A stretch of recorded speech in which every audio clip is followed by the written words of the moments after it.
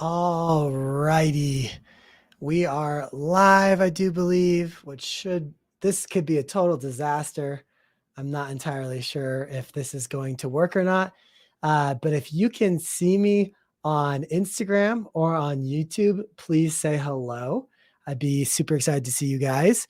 And if you're joining me from LinkedIn, hello, welcome to 2024.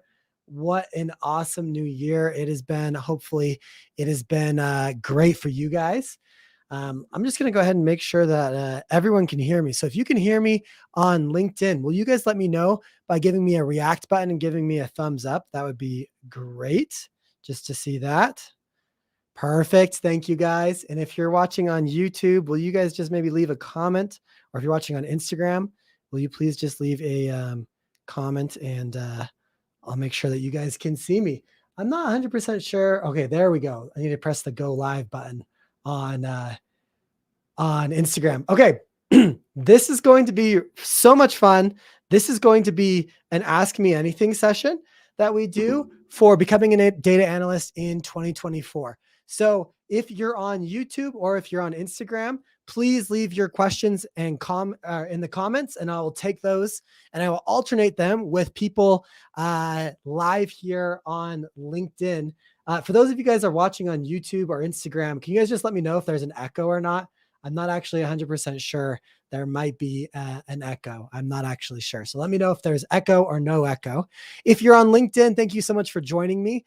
I want to pull you guys up to the stage. So if you have a question about becoming a data analyst in 2024, this is your time to ask me. This is your time to ask me. So go ahead, and there should be a button in the bottom right-hand corner that will allow you to raise your hand if you're watching on LinkedIn, and I will pull you up to the stage and you can ask your question. Thank you so much on Instagram for letting me know that there's no echo. I appreciate it. And yeah, so if you have any questions on LinkedIn, please raise your hand and I'll bring you up on stage. We have our first listener question of 2024. This comes from Saeed on Instagram.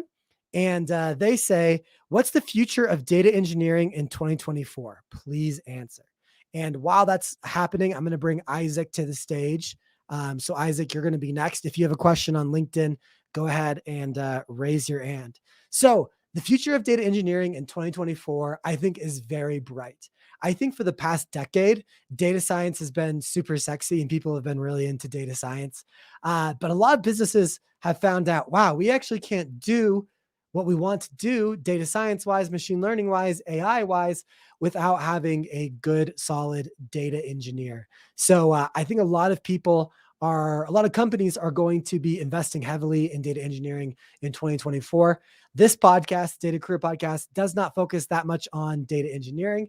If you guys want data engineering resources, I highly recommend checking out Seattle Data Guy, Joe Reese, and Zach Wilson on social media platforms. So hopefully that helps. I'm going to take one more Instagram question because I'm so excited to be live streaming on Instagram for the first time in a long time. And then I'm going to come to you, Isaac, on LinkedIn. If anyone else on LinkedIn has a question, please raise your hand and I'll bring you up to the stage and you can ask me whatever you want. The question, here it is from YVR8 on Instagram. Do you need a degree to become a data analyst? And the short answer is no, you don't. And in fact, I was just talking to my therapist today about what I do, and he was so amazed that you actually don't need some sort of like a degree or something to become a data analyst. That was so confusing from him being a therapist. You obviously need a certification, like probably even a master's degree, right? But to become a data analyst, you definitely don't need a master's degree. And a lot of the times you don't even need a bachelor's degree. And that's the cool reason is tech is tech. Tech is what has become, if you can do it, we don't care, right? So if your results speak for yourself. So if you don't have a bachelor's degree in data analysis, first off, hey, me neither. That's not what my bachelor's in. So you're in good company. Second off, if you don't have a bachelor's degree at all, don't worry about it too much, because if you can make a portfolio that shows off your skills and you can make the employer realize, hey, wow, this person actually can do what I need them to, then you don't need that degree. Now, does a degree make it easier? Yes, it does. I have students that go through my boot camp with master's degrees, bachelor's degrees, and no degrees. And to be honest, those that have bachelor's degrees usually have an easier time of landing their first data job. That's not to say that I don't have students that are able to, I do have students that are able to land these data jobs without a bachelor's degree, but a lot of the times there are companies who are still kind of old fashioned and just like that, check the box that you have a bachelor's degree. As long as it's in something, a lot of the times they don't care. Sometimes they want it to be more technical, but definitely the cool thing about becoming a data analyst is you can have your work speak for yourself. Okay, great question. I'm gonna go to LinkedIn real fast. So I'm gonna bring up Ashita on LinkedIn. I'm gonna allow you to speak. But Isaac, you've been waiting patiently. Isaac, what's your question? And go ahead and unmute yourself. And for those watching on YouTube and Instagram, will you just let me know if you guys can hear Isaac's question? Just if you can hear Isaac, say we can hear him or we can't hear him. Isaac, what's up? How are you doing? I'm good, Avery. Thank you for bringing me up to this platform. So my question is, I I think can't. it's something we don't talk My fault. about Give me one very much. second How to do fix data that. analysts? Okay, go again, Isaac. Can you hear me? Can you hear me? Yes, I can. What's up? How can I help you? Okay. My question is that how do data analysts, how do we showcase our data cleaning proficiency in Excel? Because I think it's something, it's easier to write articles on processes on cleaning data with Python and SQL, but with Excel, I don't know how you can showcase your proficiency to recruiters and other professionals in the field. Okay, so was the question is how can I show off my Excel skills or how can I show off my data cleaning skills? No, Excel skills. Okay, awesome. Thank you so much, Isaac. I'll have you go on mute just for a second while I answer this question for you, and then we'll bring you back. So Isaac's question, if you didn't hear, is how do I show off my skills in Excel? And the reason that's a question is it's a lot easier to show off your skills in like Power BI or Tableau, since you can just create a graphic, a dashboard, right, and put it up on Tableau Public and send that link to your LinkedIn or whatever, right? But here's what I think. When you're creating a project and you're putting it on a portfolio, it needs to be interesting and you have to capture a hiring manager or recruiter's attention and you have to stand out. You have to be different. And so a lot of the times, I think you need to do that through storytelling, right?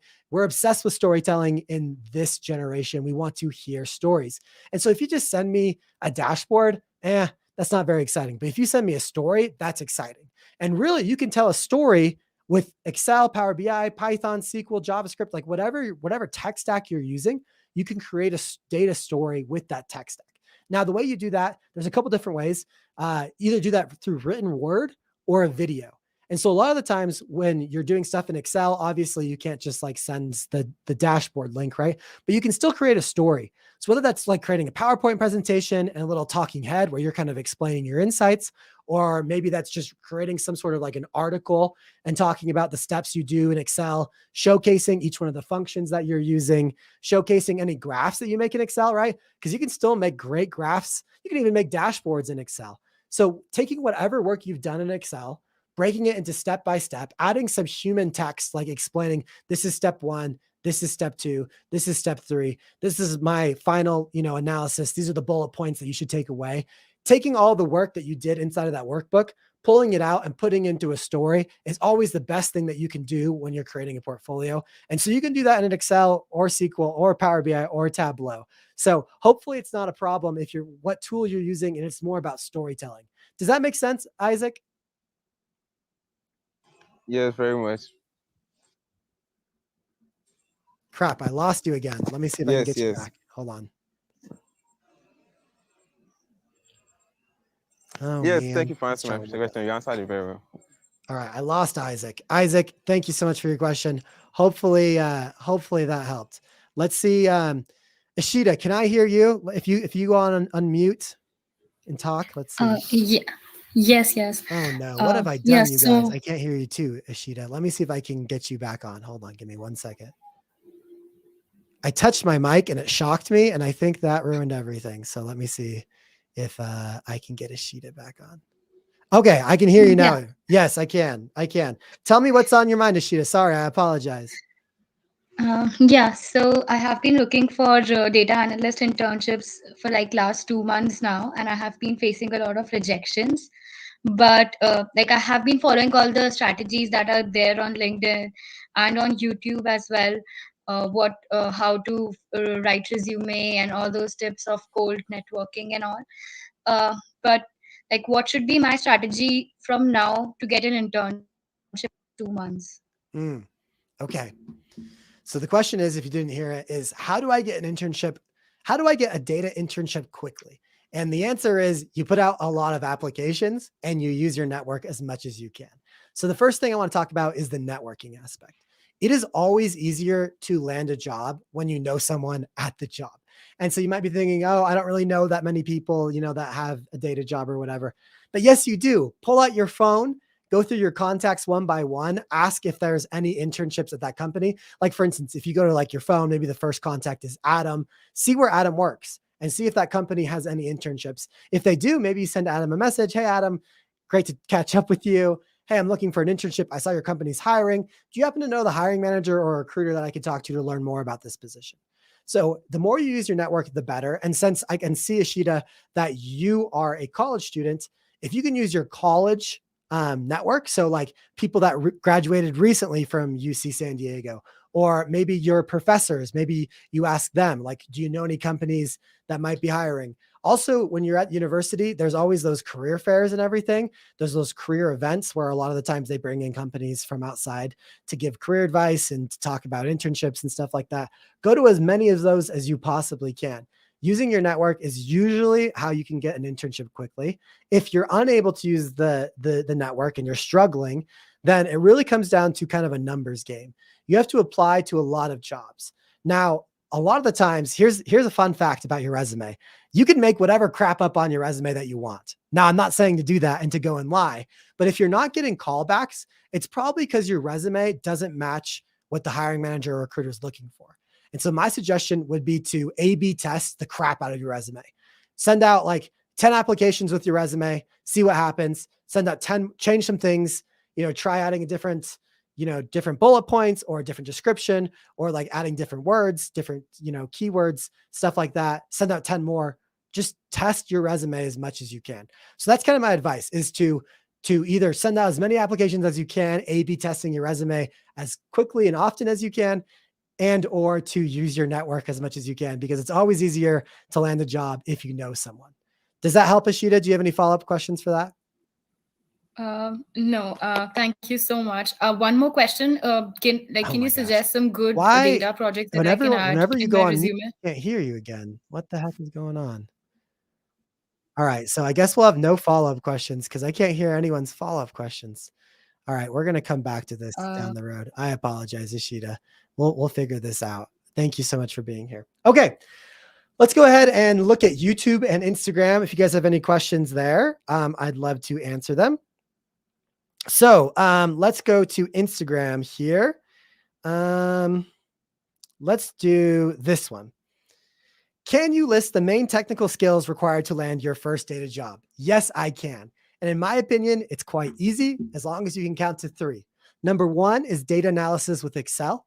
Number 2 is data wrangling with SQL. Number 3 is data visualization with Tableau. Those are the 3 things I think that you should be learning as you're trying to land your first data job. Okay. Everything else, I almost feel like you should ignore, especially if you're trying to go all in on Python or all in on R. I love Python, I love R, but they're not really required for entry-level jobs, and they have a steep learning curve because they involve a lot of programming. SQL is like 20 commands. Once you figure out the 20 commands in SQL, you're good to go.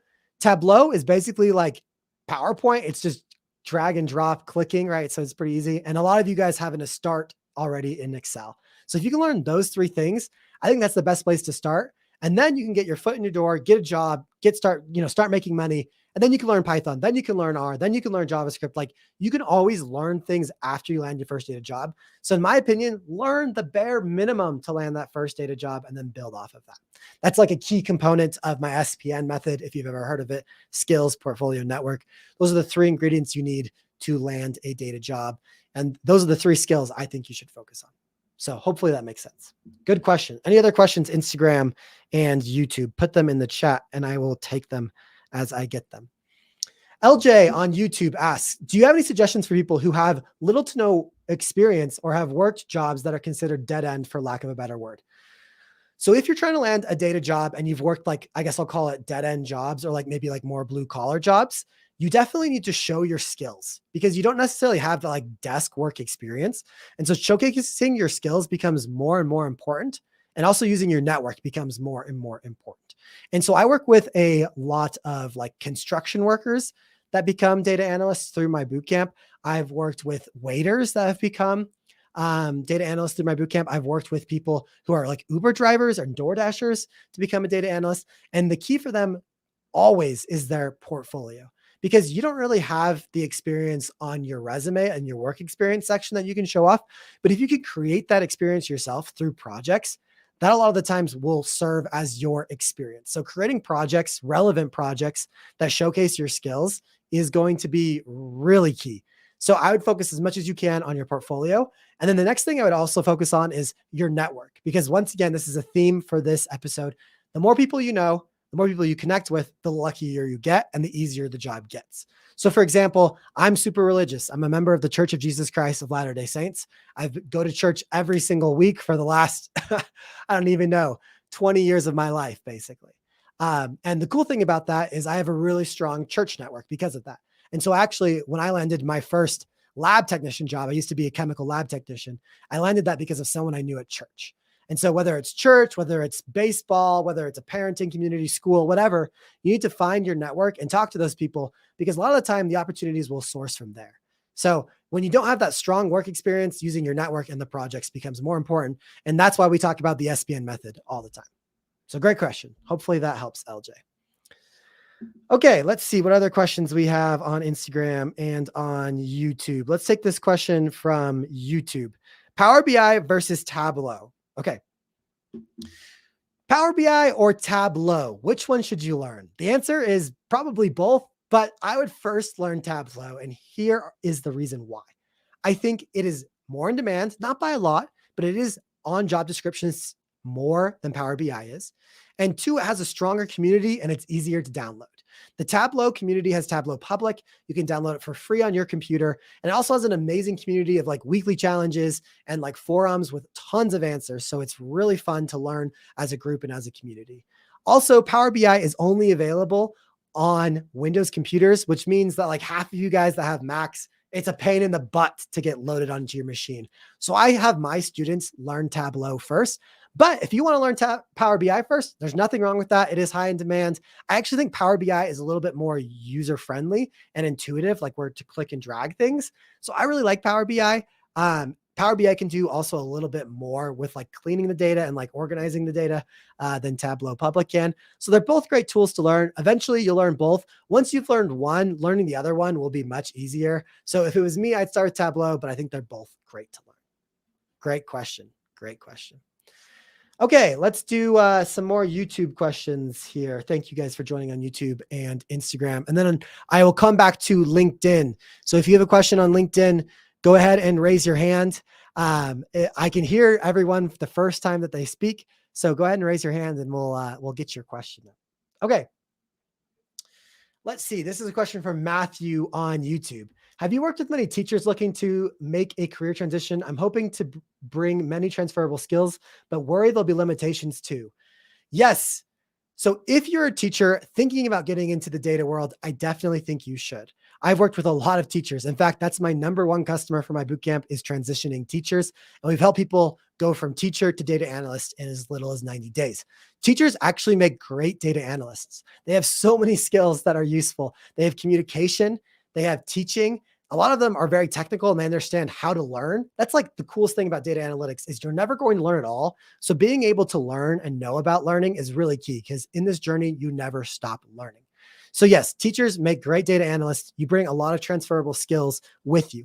Now that being said, it's not a technical position, right? It's not like you've been doing math problems or you've been an engineer or you've been a programmer for the last decade. So we need to showcase how good of a professional you can be. And so once again, we do that with a portfolio and we do that with network. I've had people go from teacher to making six figures because they had a strong portfolio and a strong network.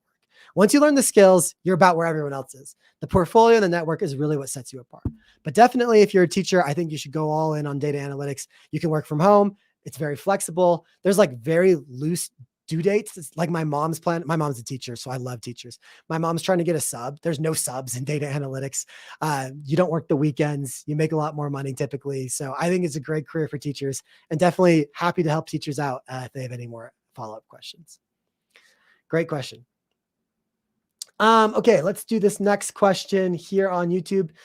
Once again, if you're on LinkedIn, go ahead and raise your hand and I'll bring you up to the stage. Supujit says, can you please let us know how to get data analyst job for people with no work experience, where and how to find the jobs? It's not. So if you have no experience, but you want to become a data analyst, there's not like a magical job board. It's like, this is the job board for data analysts with no experience. The job board doesn't exist. You have to create, every data job requires experience. The catch is you have to create your own experience. So when you do personal projects or when you do some sort of projects, you put them on a portfolio, that creates experience. That's you doing data analytics work and the evidence, tangible evidence. Here's the data set I started with. Here's what I did. Here was step 1. Here was step 2. Here was step 3. And here's like how I did everything. Here are the results. It's like tangible proof. They cannot deny it. So there's not like a magical job board where it's like, oh yeah, these are the job boards, that don't require any experience. No, they all kind of require experience. 99% of the jobs are going to require experience. And a lot of times they're going to require 2 to 3 years of experience and you're not going to have that. But the trick is to make the hiring manager or recruiter be like, man, this person's smart. This person can do what I want. I don't care if they don't have the experience. They have these projects on their portfolio. So that's the key is it's like you create your own experience with projects and portfolios. Okay, let's go ahead and pull some people up here on LinkedIn. We have Harshit that's going to come up and Johanna is going to come up. I'm going to hope that my headphones are working correctly here. Let me just check my settings and see if they are. Let's go ahead and hear from Harshit. Go ahead and unmute yourself and say hello. And let's see if I can get my headphones to work. Hi, Avery. Can you hear me? Yes, I can. What's your question? How can I help you? 1 second, man. Please, just 1 second. Okay. Yep. No problem. I made you wait that whole time. So happy to wait here for a second. Let's also check Johanna. Harshit, are you back? Yeah, man. Thank you so much to wait. I'm in the office as of right now. So I'm working for the United States as account manager.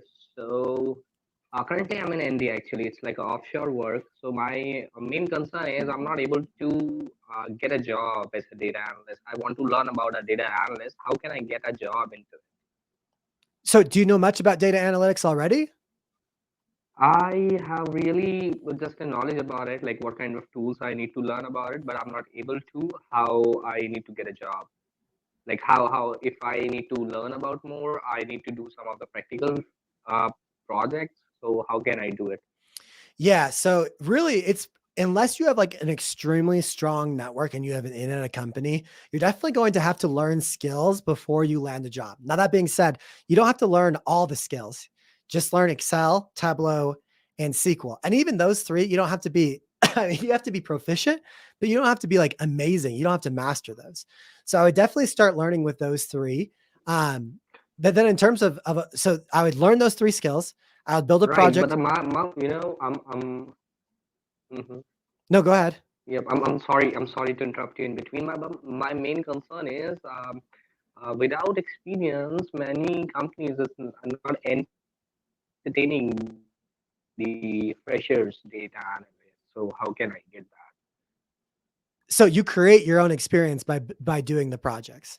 And also, like, I would say the majority of you guys are underestimating how much you can actually use data analytics at your work. So for example, when I was a chemical lab technician, like I mixed test tubes, you guys. I wore a white coat, I wore goggles, I mixed acids together, I ran experiments, but there was opportunities for me to actually analyze data in that job. And so I would guess that the majority of you guys are probably underestimating how much you can actually use Excel at your job, how much you could use a Tableau at your job. And that counts as experience. So the combination of taking your current job, figuring out ways that you can be a data analyst in your current role, plus creating your own experience by doing jobs. That's why in my boot camp, the Data Analytics Accelerator, we build 8 projects from scratch.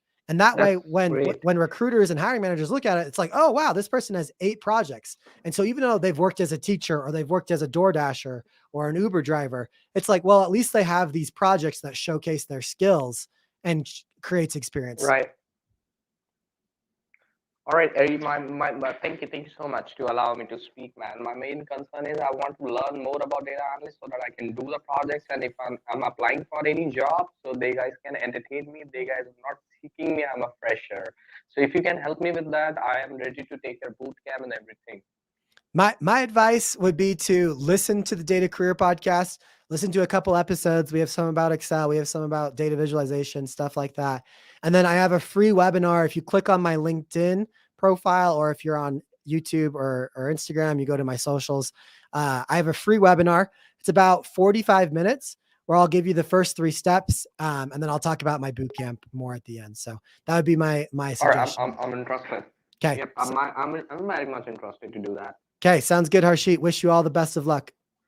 Thank you so much. Good to see you, man. Okay, great. We got Johanna. Johanna, thank you so much for being patient. What question can I answer for you? How can I help you today? Oh, thank you for having me. Well, what you were saying is Okay, very hold on. I interesting, can't hear and you you. really It's my fault so though, much Johanna. Give me ideas. 1 second. Let's see if I can fix this. Okay, now talk. Okay, Per thank you for having me. That's what I wanted to say first. And second, basically, I did bioinformatics, and I work for a big company which is federal, and I wanted to shift to data science. So that was my struggle. The same thing what everybody was saying. I am very proficient in Python, in R, in machine learning, but however, I didn't do like I use Excel, but like not for analysis. I just do everything with coding. So I don't mention those in my resume. And then if I okay, I know those things. Let's say for example, and then what do I do? Like in the skills, do I add PowerPoints, Microsoft Excel, Microsoft 365? Do I have to put them at the bullet, or do I have to like phrase what I have done in a table?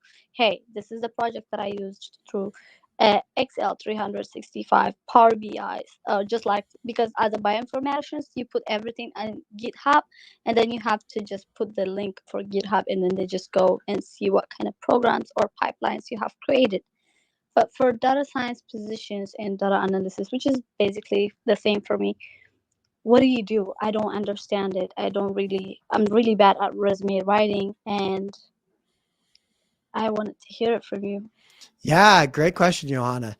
So first things first, I would say that you are right that data analytics and data science are very similar and they could almost be interchangeable. But the role data analyst and the role data scientist are actually quite different. And in my opinion, they're not interchangeable. So that's the first thing, as I would get really laser focused on understanding like what I actually want to be career wise. For you, since you're already good at programming and you're doing all that analysis in R and Python, I would suggest becoming a data scientist. I think becoming a data analyst for you would be, I don't want to say a step down, but you'd be competing against more people and you already have the hardest part of like the programming down. So becoming a data scientist makes sense. So I would focus only on data scientist jobs and not on data analyst jobs. That being said, and with that being said, is you don't really need to know Excel as a data scientist.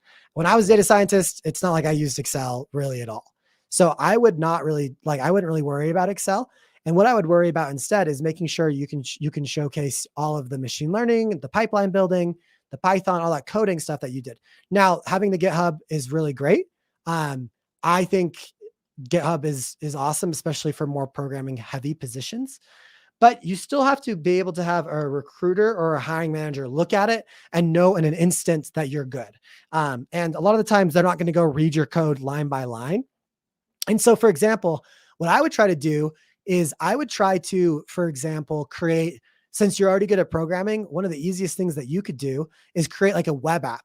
So just use Dash from Plotly or like Streamlit in Python and create a web app that does some basic bioinformatics stuff. You could even take stuff that you did in school and just like repurpose it into a project and have that on your GitHub, have it on your resume as well. I think that's really key. But like at your point, you have all the skills that you need to land a data scientist job, especially like in the bio space. I'd probably try to focus more like as a data scientist in like pharmaceuticals or like bioengineering or microbiome or something like that, because you have that background as well in like the bio.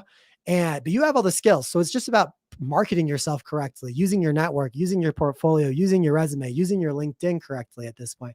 Because and from what you've told me, it sounds like you have all the skills you need. You just need to work on marketing yourself. Yeah, I wish I met you earlier. Oh my God, because I just enrolled for a boot camp for data science. Like some people said, oh, you need certifications. And I wish we met earlier, but it's good to know you. And I'm always going to knock on your door saying, hey, what do you think of this?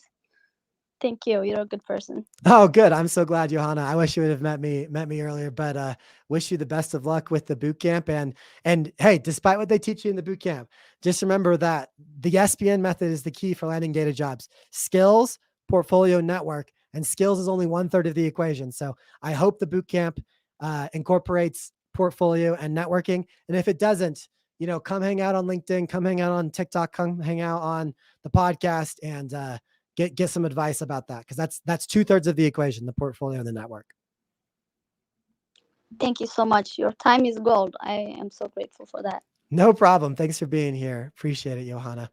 Okay, let me look on YouTube and Instagram. Thank you guys so much for listening. If you guys are first-time listeners, just know that the recording of this will be available on the Data Career Podcast.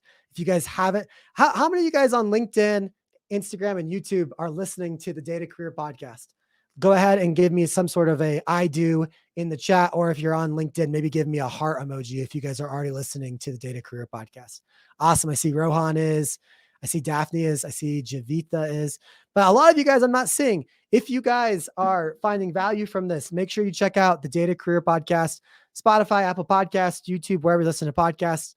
I put out a new episode every single week with this type of content. So this last week, I gave a full blueprint for how I'd become a data analyst in 2024. This tomorrow on Wednesday, I'm talking about a data science concept that I used to do at ExxonMobil called linear programming. So lots of free golden information. So definitely check that out. Okay, let me check on YouTube and Instagram here. Okay, can you suggest SQL and Excel videos for data analysis? In my opinion, when it comes to, if you want to learn Excel, the best YouTube channel, in my opinion, is Shandu. Check out his page on YouTube. Also, Alex the Analyst has great videos. If you're trying to learn SQL, definitely check out Alex the Analyst as well. If you want to apply those things into projects, that's where I would check out my channel, Avery Smith, Data Career Jumpstart. I have a lot of videos about how to take your skills and put them into projects. So that's where I would check out that information. Let's see. Okay, let me look on YouTube here. Okay, cool. Let's take this question. Do you think the data analysis industry is saturated? So do I think the data analysis industry is saturated? The answer is no. Data is only getting bigger and bigger and bigger and bigger. And companies are just starting to crack and realize, wow, how powerful data can be. So down the road, I think they will hire more data scientists. They will hire more data engineers. They will hire more data analysts. That being said, I definitely think AI will play a big role. I do not see AI overtaking data analyst positions. I see it being a tool, like a hammer. And I think that most data analysts will start to use things like ChatGPT, OpenAI, all that good stuff. So I don't think it's saturated. It's something that I think we should continue to monitor, especially how AI is going to interact with data analysts. But I don't see data analysts jobs going away in the next little bit. I think it is an awesome and growing sector. Is there any advantage to hyper specialization in data analysis, like focusing on one's projects on a very narrow sector and leveraging that to get the attention of employees in that sector? So when you're trying to land a data job, it's always easiest to focus on what you have domain experience in. So for example, when I transferred to a data career, I was a chemical lab technician. My first data job was a data analyst at a chemical company. Then my next job as a data scientist was at ExxonMobil, a chemical company. And so it's always easier to rely and to leverage and to lean upon your domain experience when you're trying to land that first data job.